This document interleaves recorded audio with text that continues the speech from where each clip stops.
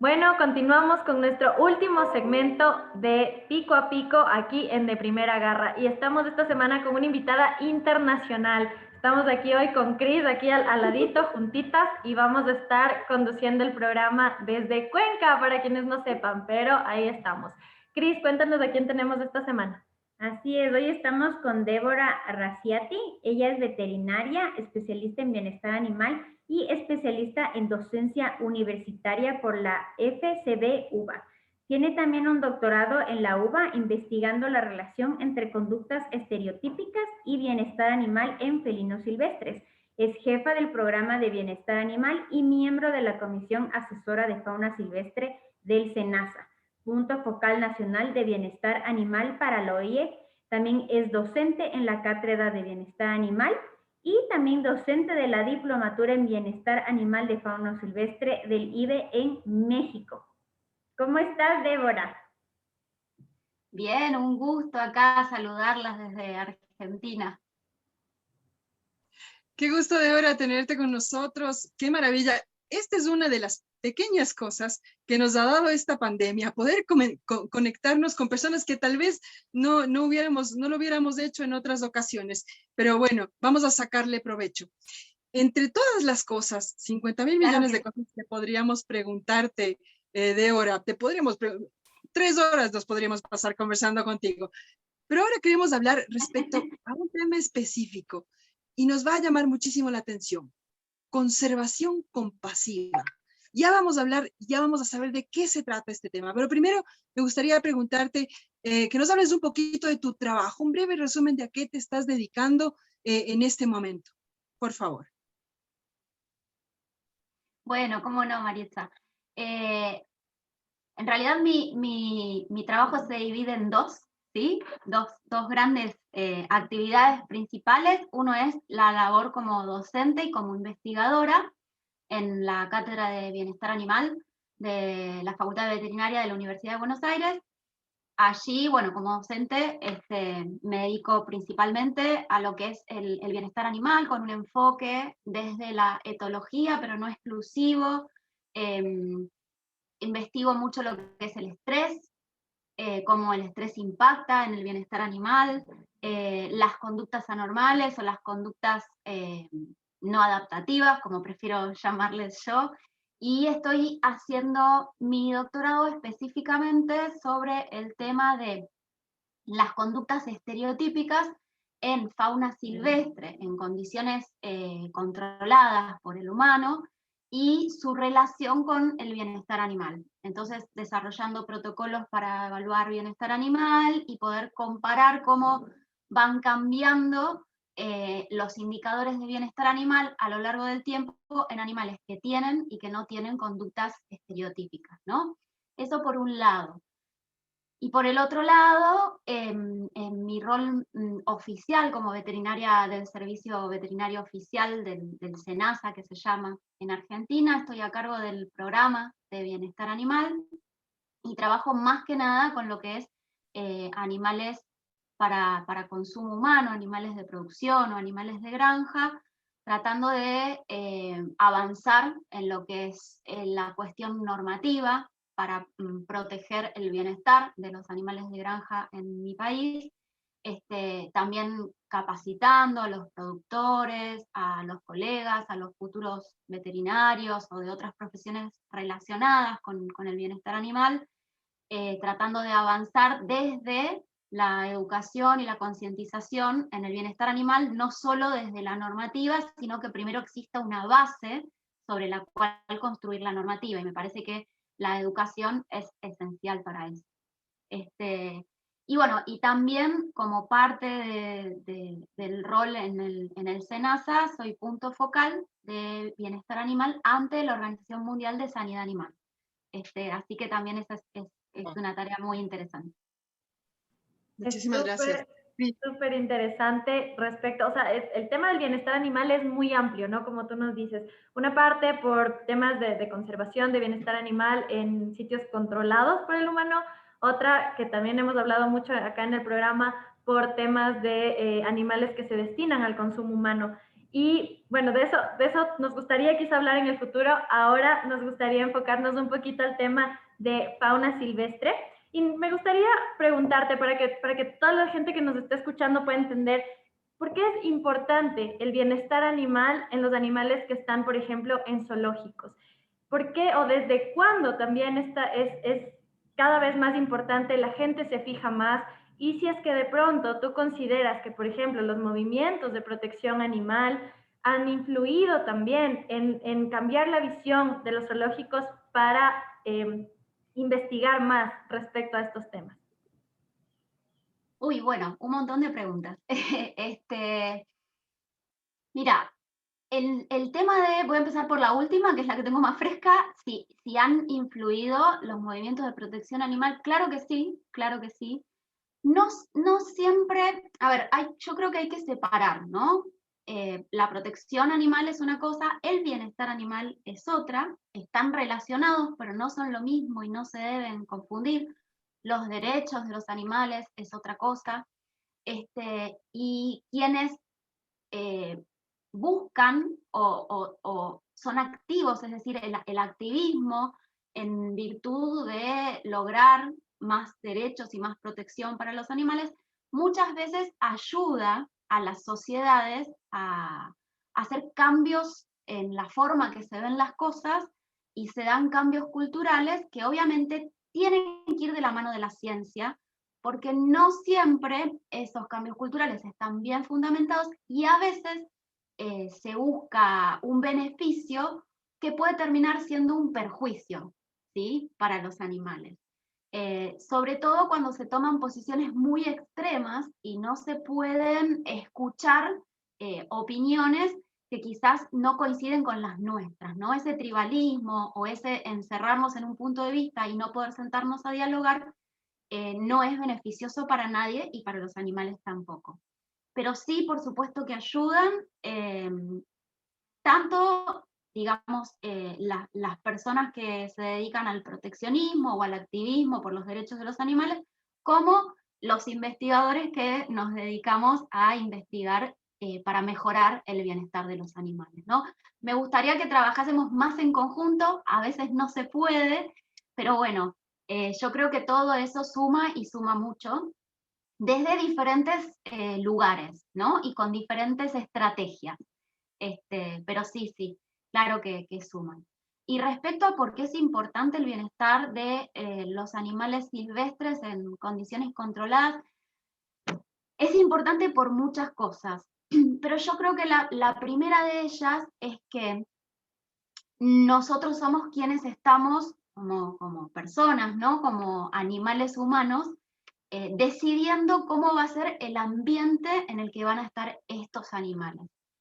Animales que no han atravesado por un proceso evolutivo ligado al ser humano, no han atravesado por un proceso de domesticación.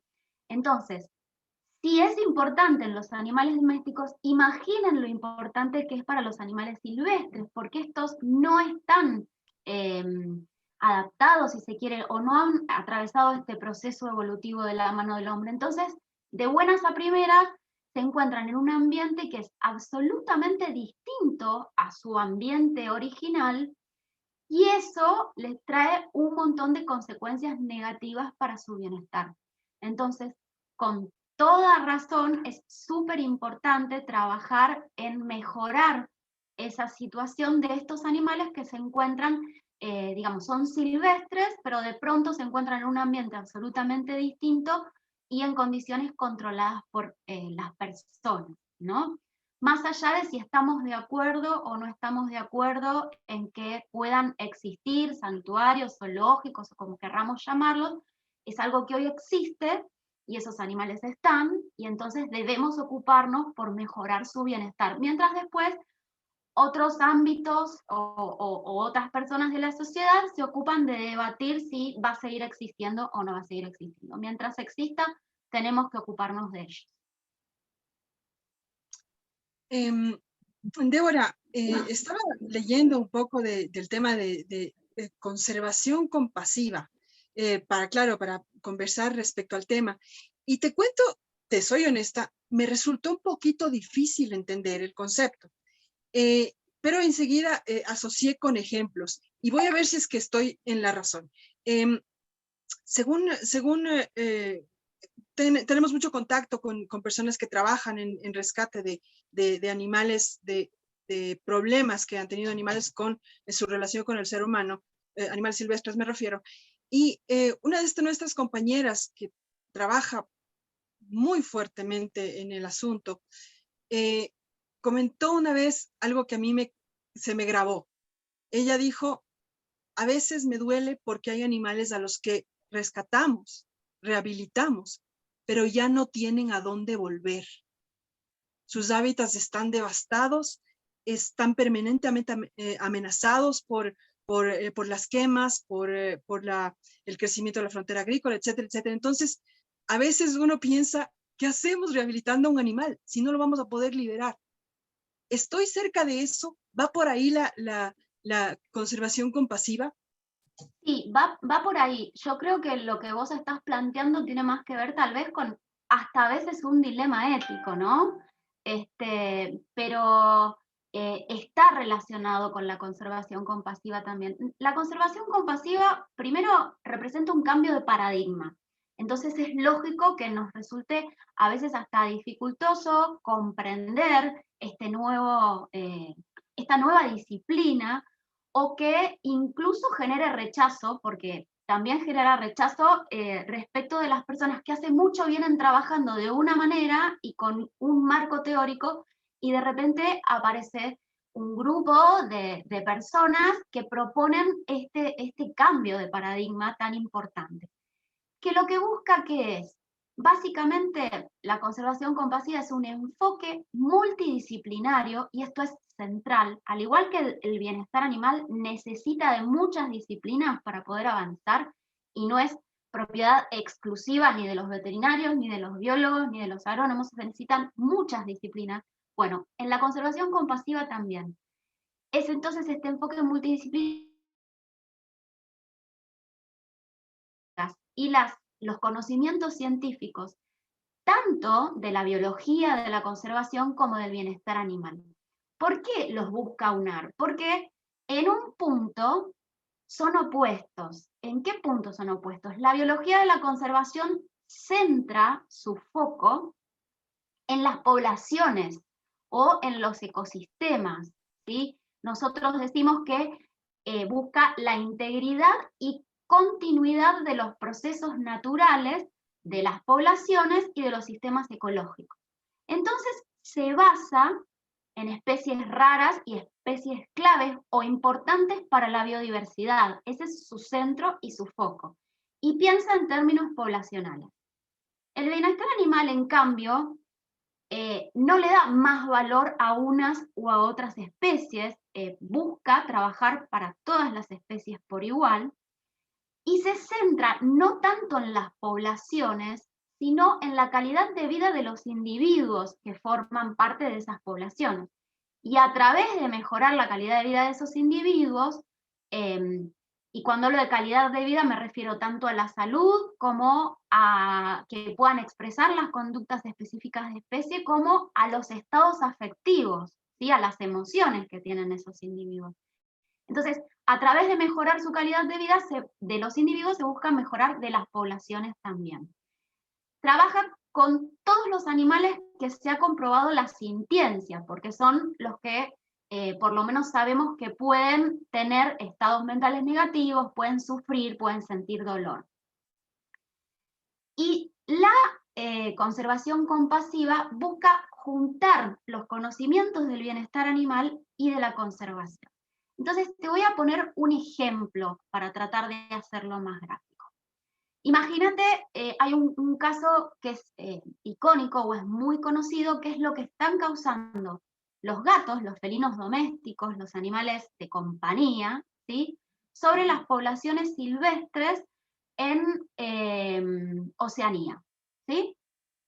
¿Por qué? Porque es una especie no autóctona, introducida, que sale de los domicilios de las personas y depreda algunas especies de aves, de pequeños mamíferos, que son autóctonas y que están en peligro de extinción. Entonces, desde el punto de vista de la conservación tradicional, llamémosle biología de la conservación, el foco va a estar puesto en esas especies exclusivamente que son autóctonas, que están en peligro de extinción y que se deben proteger. Y va a buscar de cualquier manera, ¿sí?, solucionar este problema. Si eso incluye el control poblacional mediante el sacrificio de la especie exótica invasora, que en este caso son los gatos, los felinos domésticos, puede tomarlo como una posible herramienta de trabajo. ¿Y por qué pongo este ejemplo tan extremo? Porque cuando pensamos que esa especie exótica invasora es nuestro propio animal de compañía, una especie que genera mucha empatía en la gente, a veces es más fácil entender esto que se busca. Entonces, en estos casos tan complicados, ¿sí?, la conservación compasiva plantea que se debe tener en cuenta lo que es bueno o malo para las poblaciones y para los ecosistemas, pero también se debe considerar qué pasa con los individuos, ¿sí? Entonces, aquello que es bueno, tanto para aquellas medidas, ¿sí?, a tomar, planes, proyectos, que son buenos, tanto para las poblaciones y ecosistemas como para los individuos, no hay problema, nadie las discute, van adelante. Aquellas que son malas, tanto para los individuos como las poblaciones, tampoco nadie las discute, no se realizan, no hay ninguna ventaja. El problema está en esos casos en los que algo es bueno para las poblaciones, pero resulta en un daño severo o sufrimiento a los individuos, o viceversa.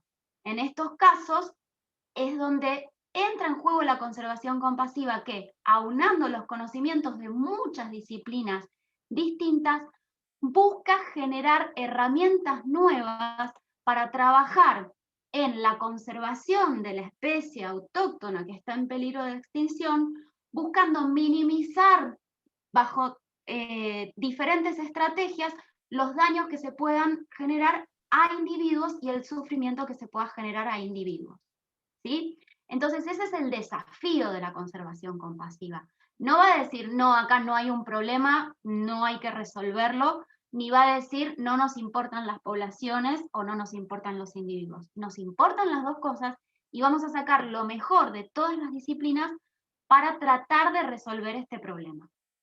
Entonces es un gran desafío, claro.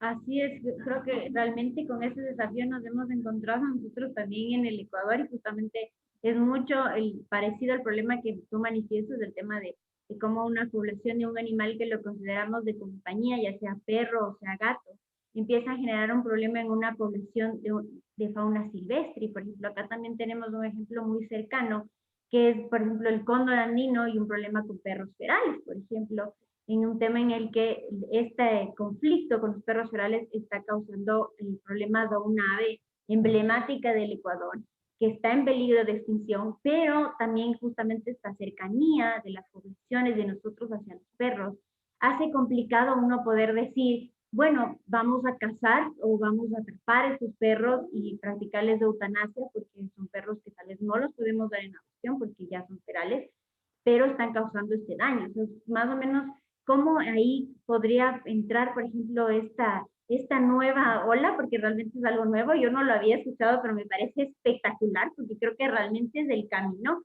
¿Cómo afrontan estos problemas, por ejemplo, para hablar con la población, con las comunidades? Bueno, lo primero aquí también hay varios ejemplos, sobre todo en la Patagonia, por ejemplo, hay mucho problema con los perros asilvestrados que hacen jaurías y no solo dañan a la fauna autóctona silvestre, sino también a los animales domésticos y a las personas, ¿sí? Y otros ejemplos quizás no tan extremos. Yo utilicé este ejemplo porque busqué un animal que genere mucha empatía, ¿no? Pero también está sucediendo, por ejemplo, con el jabalí, que es una especie exótica invasora, que genera muchos daños al ecosistema y a las poblaciones, con las ardillas de vientre rojo, que aquí son exóticas y están generando también muchos daños. Y así con muchos ejemplos, ¿no? Entonces, de lo que se trata aquí es de, por ejemplo, de lo que yo me ocupo es de tomar los proyectos que existen de control de estas especies y analizar si se justifican en términos de conservación, si hay muchas chances de que resulte efectivo, por ejemplo, buscar qué se ha hecho en otros lugares del mundo en situaciones diferentes y ver si resultó efectivo o no, porque sabemos que parece algo muy simple, pero muchas veces volvemos a repetir errores, ¿sí? Creyendo que esta vez va a funcionar, entonces es algo que se debe tener en cuenta. Y también esto nuevo que se incorpora es preguntarnos si es humanitario, si el método que estamos eligiendo de control es humanitario. Entonces, en este sentido, hay una matriz grande de cuestiones a tener en cuenta: si es económicamente viable, si es socialmente aceptable, si es positivo desde lo sanitario. Por ejemplo, yo puedo decir, bueno, voy a utilizar un veneno para controlar a la especie exótica invasora, pero este veneno puede tener un efecto en muchas otras especies, incluso en las personas, ¿sí? Entonces, desde el punto de vista sanitario, si no implica un riesgo, un montón de cuestiones que se ponen en la matriz que incluyen lo humanitario del método. Obviamente para la especie en la que se va a aplicar ese método. Y existen, hay incluso protocolos desarrollados por diferentes investigadores.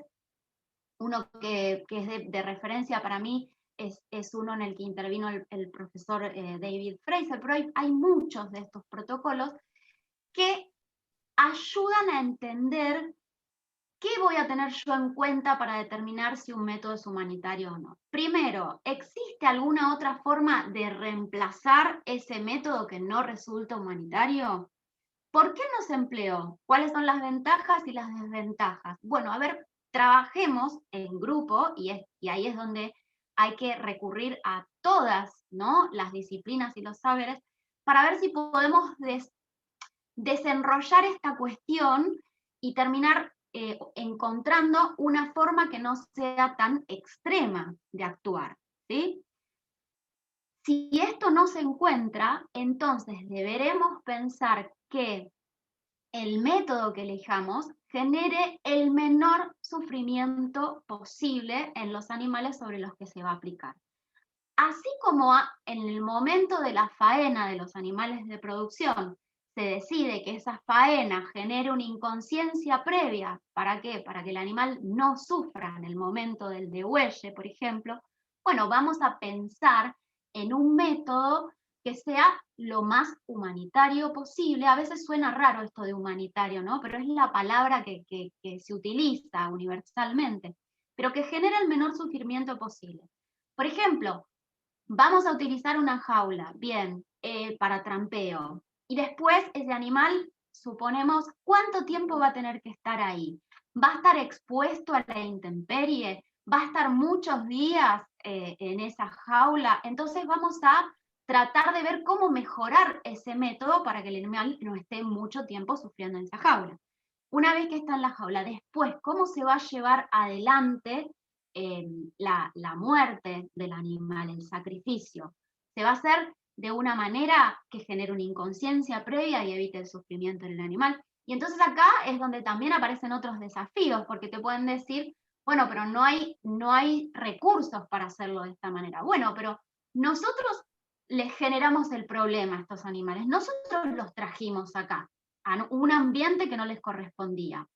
Nosotros lo trajimos por un X motivo, los disfrutamos y ahora que se vuelven un problema vamos a decidir sacárnoslos de encima, no importa si sufren, si no sufren o cómo lo hagamos. Entonces, no me quiero centrar en el momento de la muerte. La idea es que haya muchas alternativas anteriores a esa. Y cuando no exista, porque realmente no existe y no se ha encontrado, a pesar de que las mentes más brillantes se han puesto a trabajar en esto, y el último recurso es el sacrificio, bueno, ese sacrificio debe hacerse de una manera humanitaria, ¿sí? Porque deben respetarse estos animales que nosotros pusimos en esta situación. Porque si no estamos en un círculo vicioso, en el que, bueno, hacemos lo que queremos con los animales y total, después si se vuelve un problema, lo solucionamos con una eutanasia. No debe ser una eutanasia, que sería la mejor opción, porque la eutanasia intrínsecamente habla de que no exista sufrimiento, ¿no? Digo, con un sacrificio, no importa a qué costo. Eso es lo que busca trabajar la conservación compasiva, empezar a pensar otras formas de solucionar estos problemas, poniendo en la balanza los beneficios para la conservación, pero también el costo para el bienestar animal. Y cuando se tienen que pensar estas cuestiones, a mí me gusta utilizar un concepto que se utiliza mucho en lo que es los animales con fines de educación o de experimentación, ¿no? Que es la noción de las 3 R's, ¿sí? Cuando no queda otra que utilizar animales porque no se pueden reemplazar, no sé, por un cultivo celular, es indispensable el uso de animales. Primero pensamos si se puede reemplazar. Bueno, eso ya lo vimos, dijimos, bueno, en esto de la conservación compasiva pensamos si se puede reemplazar un método por otro que no implique el sufrimiento animal.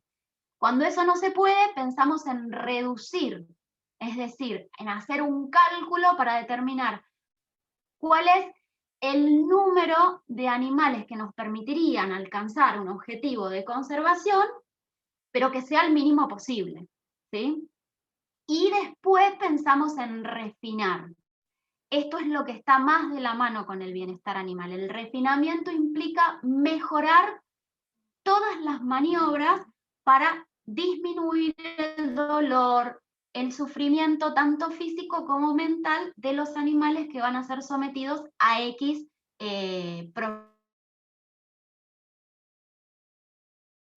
Deora, no sé, ya dices que tenemos tiempo para una preguntita más, tú que eres la mujer de los tiempos. Estoy con el tiempo. Bueno, podría ser una que si es que es muy rápida, porque ya podríamos hablar un montón de rato, pero sí se nos queda el tiempo cortito. Así que si es que es una pregunta rápida, podemos hacerlo. Espero que sea la pregunta va a ser rápida, espero que la respuesta sea lo máximo, durísima, y lo sé que lo será. Deora, hay un problema que está latente en Colombia. Tienen 90 hipopótamos vagando por las fluviales del río Magdalena, en Medellín. Hay una batalla entre conservacionistas, incluso dentro de los conservacionistas, para saber qué se hace con estos hipopótamos. Si tú tienes la varita mágica y tienes la respuesta, ¿qué se puede hacer con los hipopótamos de Escobar? 90 hipopótamos caminando por Colombia. Mira, la respuesta y la varita mágica no la tengo, porque lamentablemente habría que sentarse, poder evaluar, ¿no? Todas las posibilidades, conocer bien el caso, determinar, y conocer también, no sé, un ejemplo, les digo, si en el país se cuenta con centros de rescate y de rehabilitación de fauna que reciban, por ejemplo, fauna exótica. Entonces habría que conocer bien un montón de parámetros para poder tomar la decisión. Lo que yo les digo es que cuando se tienen que tomar decisiones tan difíciles, sí o sí tiene que intervenir la interdisciplina, ¿sí? Y tratar de construir una nueva forma de trabajar o de ver los problemas, no solo la multidisciplina, ¿no? Sino que entre todas las disciplinas no se tome lo mejor de cada una, sino se construya una nueva forma de trabajar y de abordar los problemas que permita hacerlo de la mejor manera posible, teniendo en cuenta también el bienestar animal. No es que es más importante que el resto de las cuestiones. Quiero hacer foco en esto. Todas son importantes y en esa matriz todas se deben considerar, ¿sí? Pero no se debe dejar afuera el bienestar animal o la ética cuando nosotros tenemos que tomar este tipo de decisiones. Gracias, Deora. Bueno, muchísimas gracias, Débora. Realmente es casi una cátedra chiquita, que nos ha encantado hablar contigo, comprender qué es la conservación compasiva. Esperamos que este concepto lo podamos ampliar, que se pueda meter, ¿no?, dentro de las universidades, para que los nuevos profesionales también sepan, conozcan y asimilen este concepto que está hermoso. Muchísimas gracias por tu tiempo esta noche. Esperamos tenerte en un nuevo programa en una próxima ocasión. Gracias a ustedes y un placer. Muchísimas gracias a todos. Cerramos el programa, Cris. Cerramos, sí. Buenas noches con todos. No se olviden de seguirnos en nuestras redes sociales, en Facebook como De Primera Garra y en Instagram como Noticiero de Primera Garra. Y esperamos, Débora, tenerte en unos siguientes programas. Que tengan una buena noche. Adiós, gracias. Chao, chao. Adiós, gracias a ustedes.